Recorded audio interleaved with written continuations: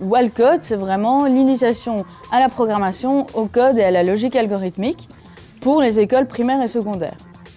On essaye de rencontrer un maximum de partenaires en Wallonie, des partenaires socioculturels, bibliothèques, espaces publics numériques, écoles, etc. et de proposer des activités alors, de base d'initiation à la programmation, mais des fois on va plus loin. On fait de l'initiation vraiment à l'audiovisuel et à l'outil numérique. On est principalement sollicité pour les enfants parce qu'il y a un peu ce préjugé de se dire oui, les nouvelles technologies, on doit éduquer les enfants. Nous, on essaie vraiment de travailler aussi avec les adultes. Moi, j'apprends à mon avis autant que les enfants, si pas plus, parce que voilà, je ne suis pas autant baignée qu'eux finalement dans le milieu.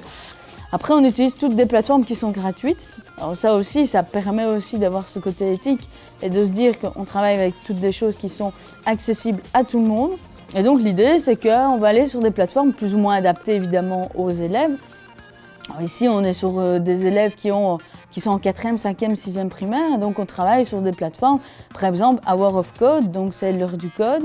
Et donc ils ont une heure pour faire toute une série d'exercices très faciles, très pratiques, avec des petites missions comme ça. Alors, ils se challengent un petit peu et c'est très intéressant puisque du coup, ils sont fiers d'arriver au bout. Et puis ceux qui n'arrivent pas tout de suite au bout, il y a tout un challenge vis-à-vis des autres, il y a une solidarité qui se crée un peu de façon organique en fait. C'est vrai que maintenant on utilise facilement beaucoup des trucs ordinateurs et autres.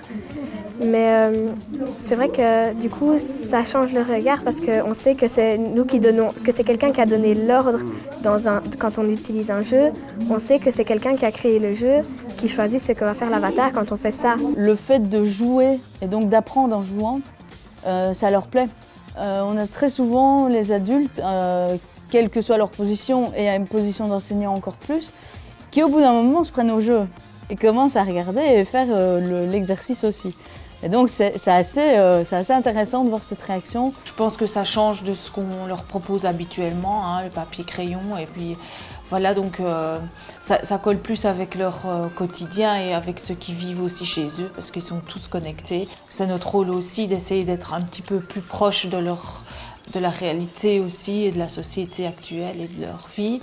Et ça, je trouve que déjà pour ça, c'est intéressant de proposer ce genre d'atelier.